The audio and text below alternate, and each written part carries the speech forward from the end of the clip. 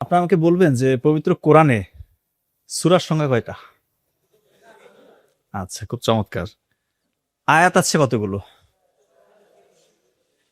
৬,২৩৬। হ্যাঁ, ঠিক আছে। এটা জাস্ট একটু লাগবে আপনাদের, এই কারণে আমি বলছি।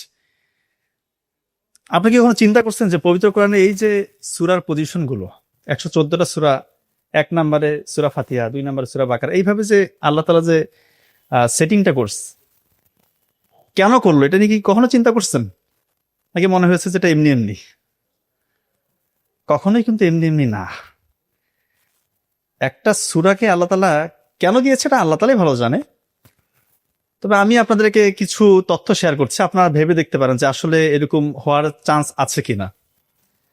সবগুলো সূরা নিয়ে আলোচনা করবো না, জাস্ট অল্প কয়েকটা বিষয় আপনাদেরকে তুলে ধরার চেষ্টা করছি। ৫ নম্বর যে সূরার নাম কি কেউ জানেন? সূরা আল মায়েদা। এটার অর্থ হচ্ছে খাদ্য পরিবেশনকারী টেবিল।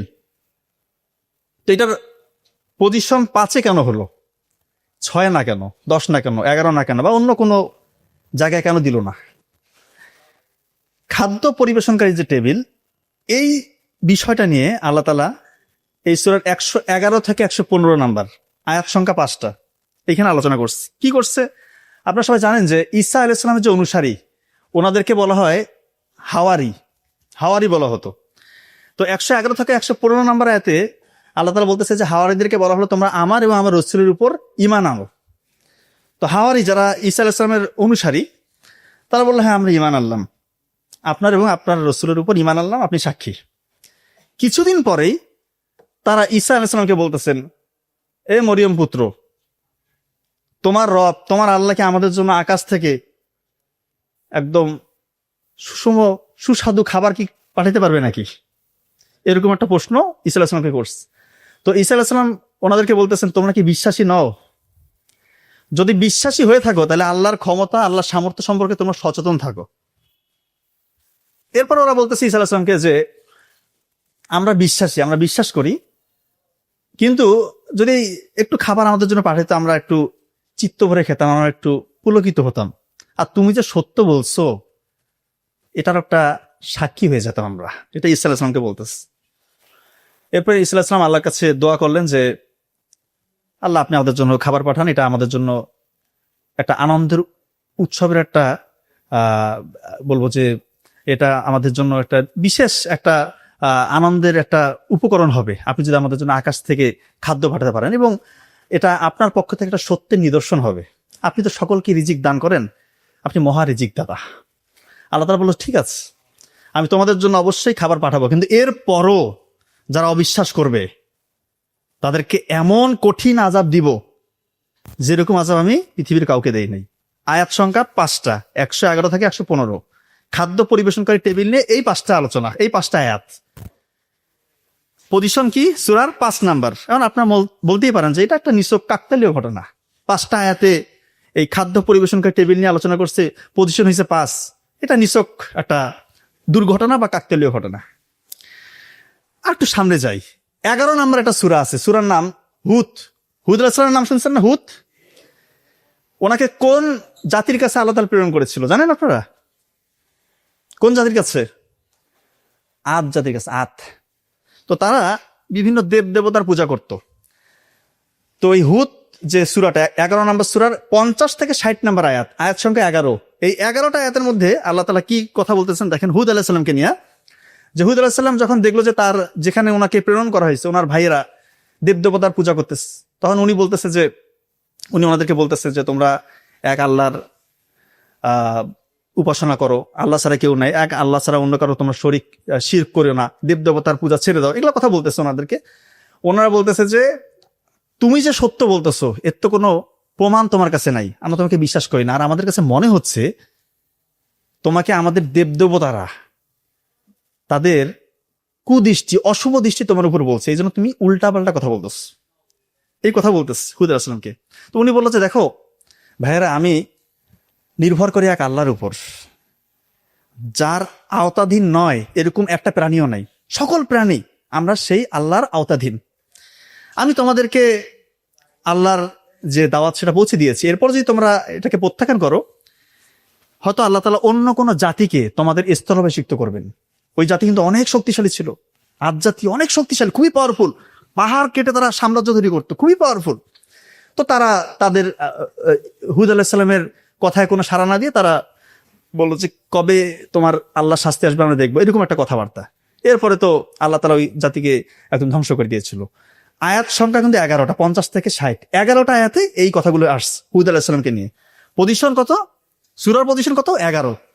আয়াত কটা আসছে? 11। সূরাল মায়েদার পজিশন 5। খাদ্য পরিবেশনকারী টেবিল, মায়েদা অর্থাৎ খাদ্য পরিবেশনকারী টেবিল, আয়াত সংখ্যা 5, 11 থেকে 111 থেকে 115, আর এখানে 50 থেকে 60, 11টা আয়াত, 11 নাম্বার পজিশনে হুদ যে সূরা সেটাকে আল্লাহ তাআলা নাজিল করলো, অবস্থান দিল। আর একটু সামনে আগে, তাহলে হয়তো আপনাদের কনসেপশনটা আর একটু ক্লিয়ার হবে। 18 নম্বর একটা সূরা আছে, সূরার নাম কি? সূরা কাহাফ। আপনারা দেখবেন কাহাফ অর্থ গুহাবাসী, গুহাবাসী যুবক, তাদের ঘটনা আল্লাহ তাআলা এখানে একদম নাজিল করছে 9 থেকে 26। 9 থেকে 26 নম্বর আয়াতে ঠিক গুহাবাসী যুবকদের ঘটনা বলা আছে। ঠিক 18টা আয়াত, 18টা আয়াতে আল্লাহ তাআলা গুহাবাসী যুবকদের ঘটনা বললো, পজিশন ঠিক 18।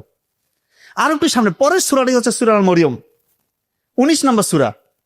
মরিয়ম আলাইহিস সালামকে নিয়ে ঘটনা দেখেন, ওইখানে 16 থেকে 34, ঠিক 19টা আয়াত। মানে এগুলোকে আপনাদের কাছে মনে হচ্ছে কাকতালীয় ঘটনা। 16 নম্বর সূরা, সূরা দেখেন 16 নম্বর যে সূরা, এটা হচ্ছে মৌমাছি নিয়ে আল্লাহ তাআলা বলতেছে। মৌমাছি, এখন মানুষ এসে, বিজ্ঞানীরা এই কিছুদিন আগে এসে বের করলো যে মৌমাছির ক্রোমোজোম সংখ্যা, পুরুষ যে ক্রোমোজোম সংখ্যা, হ্যাপ্লয়েড ক্রোমোজোম সংখ্যা 16, সেটা পজিশন দিচ্ছে 16। তো আল্লাহ তাআলা কোনো কিছু এমনি এমনি করেন নাই। লাস্ট যে একটা তথ্য দিব, আপনাদের যারা একটু সায়েন্স বুঝেন আপনারা মানে অবাক হয়ে যাবেন। আপনারা কি জানেন যে পৃথিবীর ঘূর্ণন বেগ কত কত কিলোমিটার পার সেকেন্ড জানেন কেউ?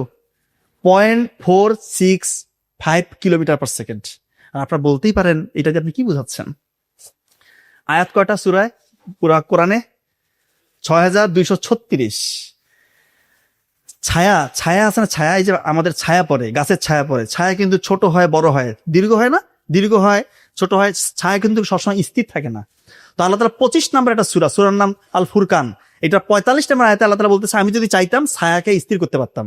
25 নম্বর সূরার 45 নম্বর আয়াতে আল্লাহ তাআলা এই কথা বলতেছে।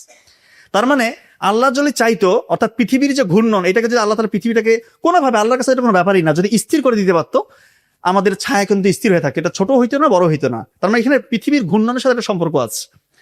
এই 25 নম্বর সূরার 45 নম্বর আয়াত, এই পুরা কোরআন মাজিদে এই যে আয়াতটা, এটার পজিশন আমরা বের করতে পারবো না?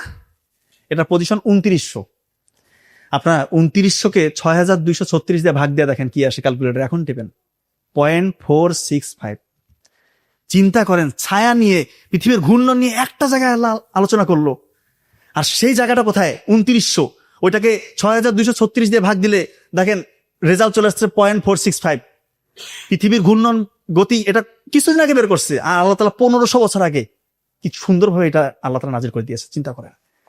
আবার বস্তু এবং ছায়ার তারা স্থির হয় একটা কোণে, 45 ডিগ্রি কোণে, অন্য কোনো কোণে বস্তু এবং ছায়া সমান হয়ে যায় না, একটা মাত্র কোণ, 45 ডিগ্রি কোণ।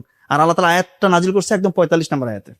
তা আমি এটা বলার উদ্দেশ্য এটাই যে পবিত্র কোরআন যে আল্লাহ তাআলার পক্ষ থেকে নাজিল হয়েছে, এটা নিয়ে বিন্দু মাত্র সংশয় নাই।